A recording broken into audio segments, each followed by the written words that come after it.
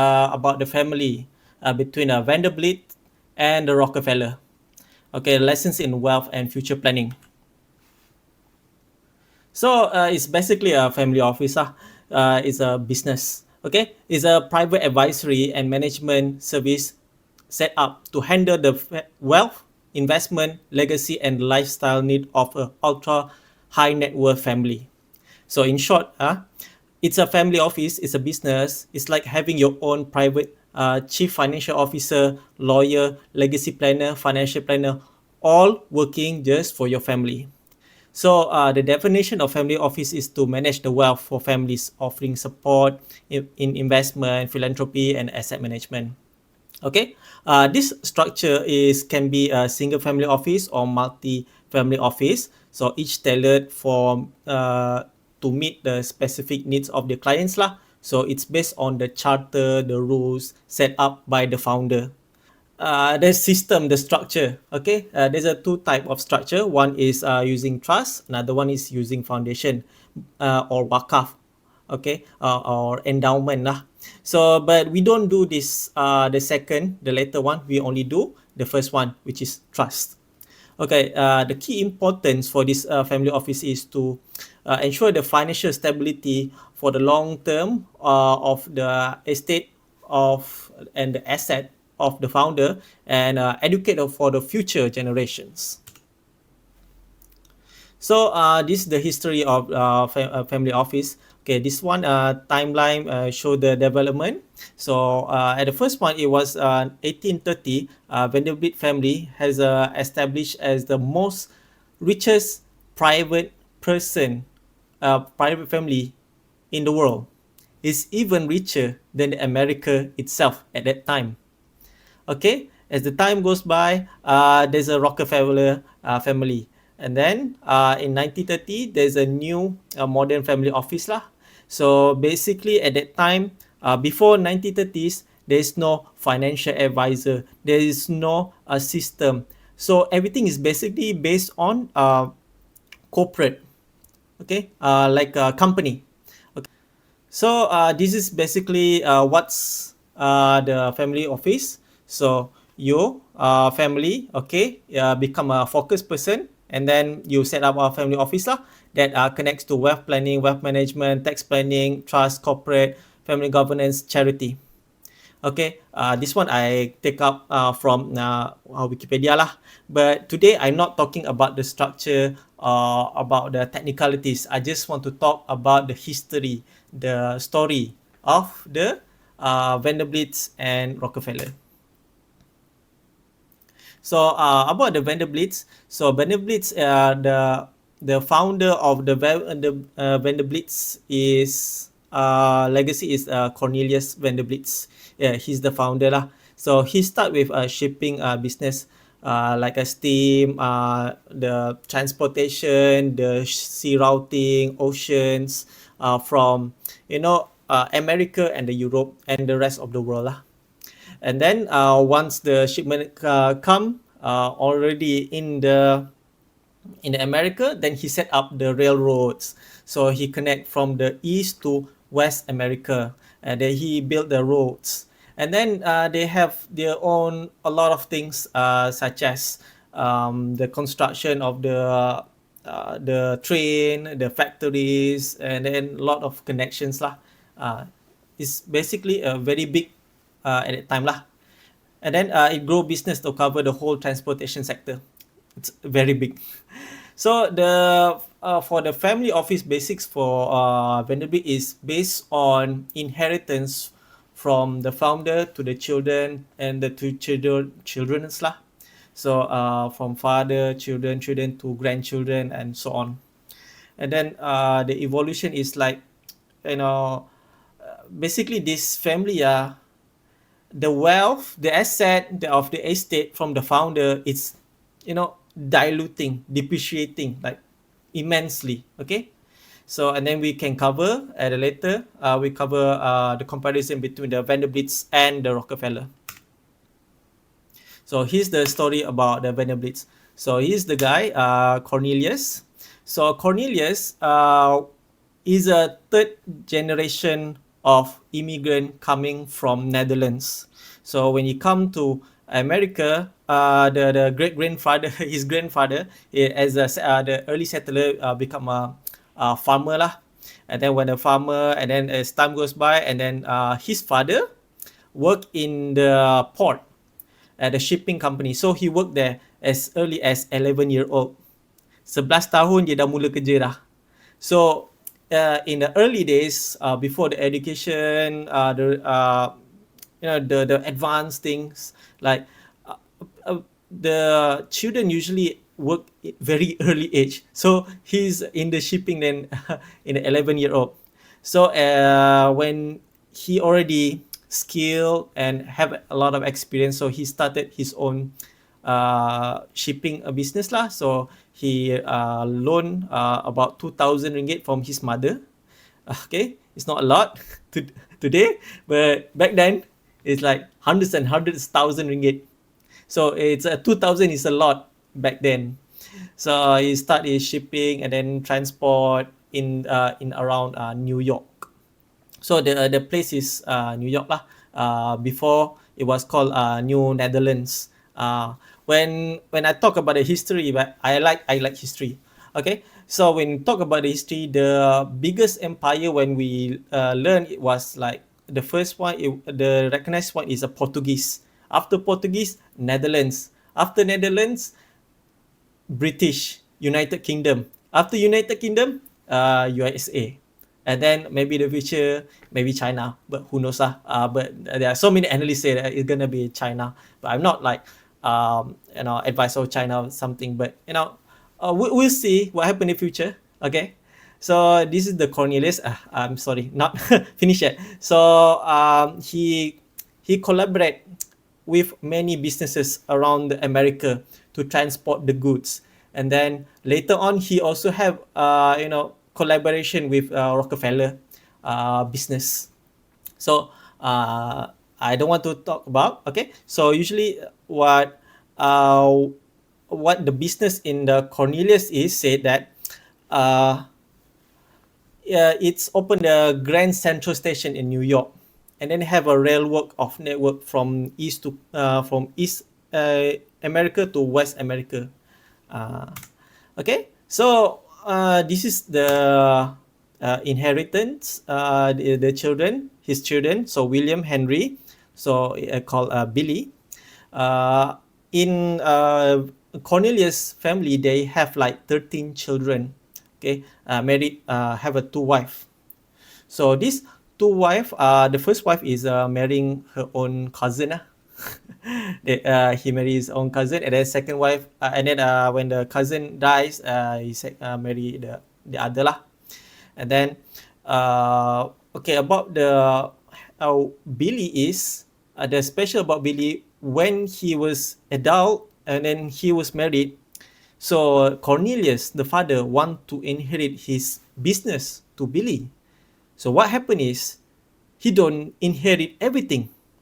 What he do is he just give him a lesson. Okay, you want to inherit my business, you must go to the forest and create your own farm. So Billy become a farmer lah, initially. And then as the time goes by, and then the Cornelius sees that Billy is like improving. So he's getting better. Now he hard, he have education, he know how to do business now. He can inherit the business from Cornelius. Okay, this is the inheritance problem here. So when the Cornelius passed away, 95% of the wealth goes to Henry, William Henry, the Billy. So 5% goes to the another 12 siblings. But the daughters did not even have rights, because old time the woman don't have much right, so they cannot do anything, so they cannot inherit the father, so they just like marry other guy, then that's it lah. The life goes on. So it creates a jealousy among the siblings lah. So why Billy have the all the monies from the father, so become like not good lah, not disharmony lah in the family. And then Cornelius, the guy also very fierce, sangat garang. So he's very he's like Commodore lah. He's like like that. Okay, so Billy, and then he passed to his son, the first son, called Cornelius the second. Uh, so the Cornelius the second is also educated lah, also having work in accounting as a clerk. But the problem is he's not ready. He's not well educated. He's not hardened enough like Billy and Cornelius. So what happened is when he inherited the money from his father Billy, he spent a lot of money on the real estate, buying a lot of house. Okay, and then the childrens of the Billy buy a lot of real estate in New York, Fifth Avenue, and then big mansion lah, rumah agam yang sangat besar, macam istana lah. It's very big and it's very expensive. So Cornelius did not take over the business too long, so he died, and then he passed to his second brother, William Kisam Vanderblit. But this one is the worst lah. So he spent the money on the horse racing. And then at the same time, he spent on the fashion. He spent on something like depreciate the value of the wealth. So William Kisam and Cornelius is the most like you don't want to be there because you have a lot of money. Okay, but before the Cornelius passed away, he also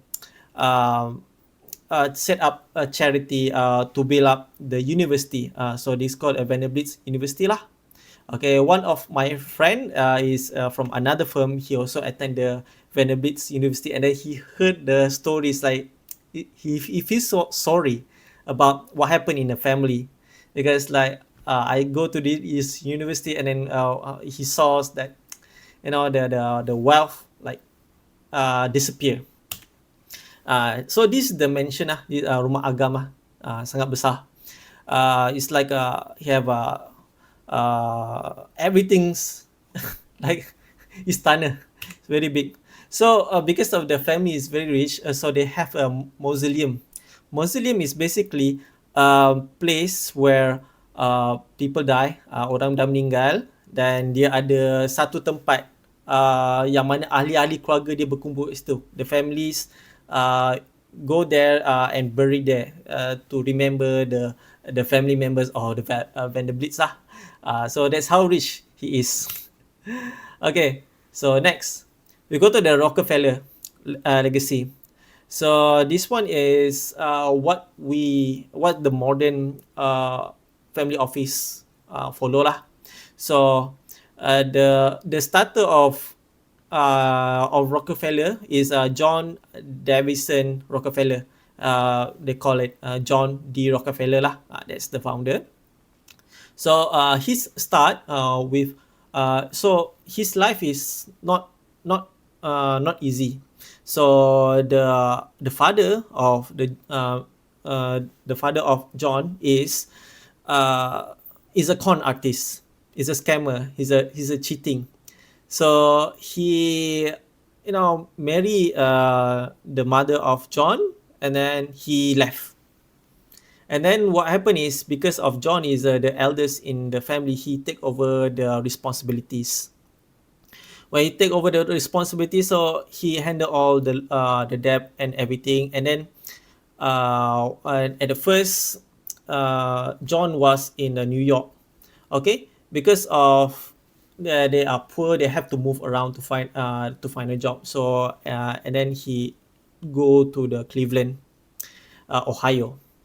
So what he learn is from the bookkeeping, accounting and trading at Ohio. Okay, and then he grow the business high risk stuff, which is like oil, and then cover entire energy sector.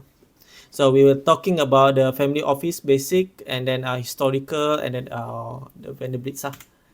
So here's the Rockefeller family. So In 1854, after he have to move around, then he start his first school when he was 16. It's very young, but he not there very long, so he have to support the family, so he worked in the bookstore. When oh sorry when he worked at a bookstore. So it was not a bookstore, it was trading. It's like a commodity, like food and fruits, something like that lah. And then when he have money, so he save, and then he start his own trading company. And he was really young at that time. It was like I can recall it was like 18 years old. 18 umur dia 18 tahun, masa dia buka trading business. Dia buka kedai sendirilah, dia jual beli barangan lah.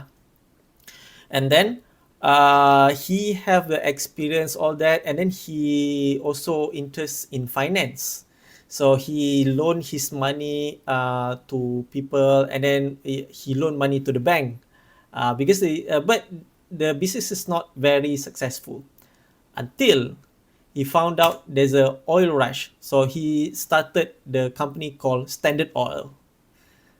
The name is not that famous lah, like Petronas or something, but Standard Oil mah. all the oil are standard.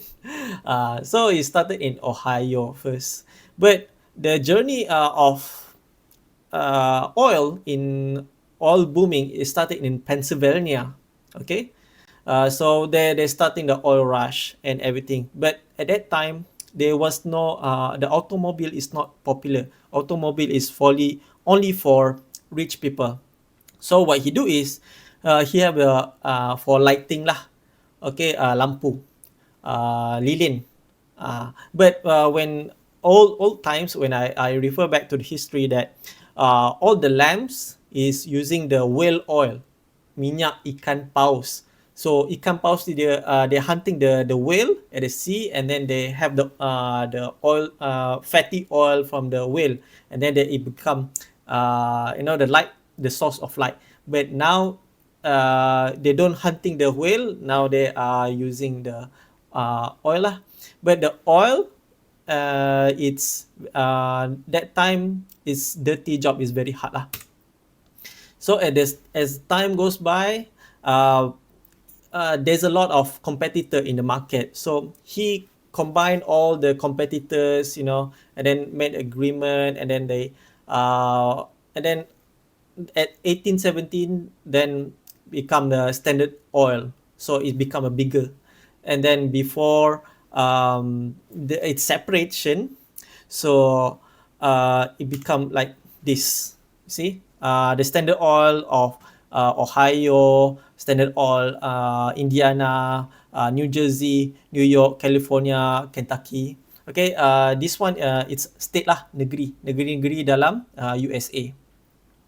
So because Standard Oil was very monopoly, okay, in 1911, because they were launching the Sherman Antitrust Act, which means they want to break up the monopoly of the Standard Oil because they control so much. 90% of the American oil was Standard Oil. So basically they are richer than America again. Okay, so the Standard Oil Trust must be dissolved. So the Standard Oil Trust is the one that control the many state level lah. Okay, and then this is the from the Library of Congress lah. In late 1880, Standard Oil controlled 90% of American refineries. So Standard Oil Trust is a network of Standard Oil Company lah. Is a corporate. So this one called trust lah. So John D. Rockefeller, General Education Board, and then they launch the Rockefeller Foundation. So this is basically one of the first family office in history lah. Okay, he gave the fortune around like 500 million. I forgot to and then I will remember again lah. Okay, about Vanderblit's. Okay, so from the outset, the family wealth have been under the complete control of member of dynasty through the family office. Despite strong wife influence of the husband decision, such as the wife or John, all cases receive allowance only and never given a partial responsibility for the family fortune, which means is the family member have no rights, no control over the family office and the trust. And then the reason John created the family office is to do a corporate philanthropy for the good mankind, so that the heirs should not dissipate their inheritance or become intoxicated with power. What happened is in the Vanderblits is when the Cornelius Vanderblit passed away, he left about $105 million. It's billions dollar, uh, which is like really large amount of money to his Billy. So this is the Rockefeller Foundation, and still here today in Fifth Avenue, I think, New York. So the similarity is both is like generation immigrants since the early settlement of the USA of America. The founder is start from the hard place. Vanderblit's working very early in the shipping yard at the port, and then John have to take care of the family and have to move places. And then they created one of the largest private corporation in history. Vanderbilt is the railway sector, and then John is for oil and gas sector. And the corporation is so big that it monopolized the market. Okay, it's bigger than the USA itself. And then they own a large amount of wealth in a single person at one time. Both have family and want to distribute their wealth. Okay, that's the similarity. So what's the comparison? Okay, Vanderblit is coming from the Netherlands. Okay, he covers the infrastructure, transportation, and then the real estate. The real estate is by his children. The family inheritance based model. So the wealth is passed through family members. The children inherit the business. So what happened is when we do with rich people, they don't have problem with the money. They have problem with psychological vulnerabilities, kelemahan dari segi mental, mental weakness lah, the relationship and all that. So what happened is they have power, they think they can do anything. So that the wealth diluted into excessive spending and show off. Because they are competing between each family members, that who's have the better house, who's the better this, who better that. And then even though they have a real estate, but it's like poorly investment lah. Because at that time there's no such thing as a asset management. Okay, and then the family fight over the wealth and felt jealousy lah, cemburu. Okay, how about the Rockefeller? So the Rockefeller come from German, so he's German family immigrant. So John is from a poor family with a family trouble lah. So the father is not a good person. He's like maybe around like criminal, I think. The best I can say. Okay. So all covers all gas like energy, finance, and trading industry. So that's his industry. So the family office purpose is for philanthropy, to pass, to create education for mankind, for the people. So the wealth are dilated into education and then growth. So family in better unity and harmony. So if I am from the rich family and if I have better wealth, I think I want to go to Ivy League school. Yeah, like let's say Ivy League is in the USA lah.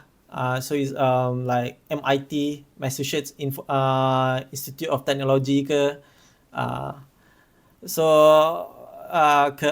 Columbia University ke, New York University. So it's like one of the best university in the world. Pennsylvania University. So I'm not leaving you anything without how to do with family office. So how to approach. So never start talking about family office with rich people. Why? They don't know and they are not interested. They rather have their own wealth on their hand. They don't want other people control. So what you should do is you should build a trust over a period of time. So you have a contact with the rich person and then build a rapport over time. Don't push product. It just they want trust. It's just like when you are working with the company wants to see your character. They want to see your trust first. That you should do. Often communication and so on, and then share something that maybe help them. So and then if they say they're asking too much question, then maybe you can offer asset restructuring. So Mr. Client, I know that I do finance. So why have you asked me about anything about finance? I have an accountant. I have the CFO. So why? So what's special about you? So I can offer you asset restructuring. So this is the first thing about family office. I never heard about family office until Sanjay Tolani came to Malaysia, and then I go to his speaking on I think early of 2022 when the border already opened. So that's the first thing he mentioned, family office. But I don't know about family office. So there's like four finance you need to focus on, and one of it is like family office lah. So do you like to take this one, the opportunity one? You like to create a tax efficient structure for all of your asset, and then secondly you need to become a special than the rest. So when you build a trust, then you see what's the potential that you can cover in your founders, the rich person mind lah. Something new. Okay, third is you see how you can structure the trust, no, the wealth. Okay, how to do investment, how to get tax, how to get legal entity like trust. Okay, and then you sometimes they do have a lawyer, but the lawyer maybe don't know about the finance, the investment, such thing lah. So that's why you are special to them. Okay, not just about insurance and unit trust, but to advise them how to do it. Okay, make your team a future center of influence, COI. So when you are inside the family office, you are inside of the founder's mind, and then you become the center lah. People will ask you about how to do financial planning and so on. So the conclusion is, so when you have the big wealth, you need to be a responsible. The founder make a big fortune. So when you have a big wealth, the complexity is inevitable. You tak boleh elak daripada kompleks sebab you banyak sangat duit. The here must be a responsible to manage the wealth of the family. So and not to waste the wealth, because the wealth is for the future generation. So when there's too much wealth, you need a wealth management system lah. So family wealth management. Okay, you need, when the asset complexity, it requires the team to manage the family wealth. So the here can benefit the fortune and enjoy, and the society can enjoy harmony. So the asset need to be invest. The asset need to take, to have a tax advantage. Like for example, if the founder have a lot of shares in the company, okay, they don't want to turn into the cash. If you turn into the cash, you need to pay like inheritance tax. I say about the USA, but not Malaysia lah. Inheritance tax. So when they have an inheritance tax, they only have share of the company. So they transfer the share to the trust. That way, you are avoiding, you know, pay the inheritance tax lah. And then the trust company will pay you money over time to your beneficiary and to yourself in case something happened to you or you are no longer working with the company lah. So when John died, he also don't have anything left for the children personally. He only have the family office. But for Vanderblitz, he have a business. So at that time, there's no knowledge, there's no system, things like that. So they just pass the money to them lah. So they have to pay hefty inheritance tax lah. But I don't know that time got inheritance tax or not lah. So the big thing about family office is family education lah. So inherit a wealth should not be a straightforward. The benefit should come with education. The heir must know what that fortune is not only for themselves, it is for the good sake of mankind. Okay, what happened in between Cornelius and Billy is that when he want to inherit the business, he must train Billy very very well. So he sent his son into the forest nowhere to start a farming business. But in the modern world, you know, we have a university. So in Rockefeller, he ever set up a Rockefeller University, University of Chicago, and many many university and institution around the world. So they even though they don't come with a lot of wealth to pass over because of the dilution, even though there are 2 billion in the asset under management, they have connection. Because your grandfather, your great great great grandfather is, you know, one of the doing charity of our university, we're gonna give you a place to study here. Is it that good? Rather than you go to the PTPT and go alone, or your family, save money. You know, this family, create, good connection. So you have a good connection, you have a good wealth. You don't have to worry about anything. Okay, I think that's all come from me. So thank you. So is there any question?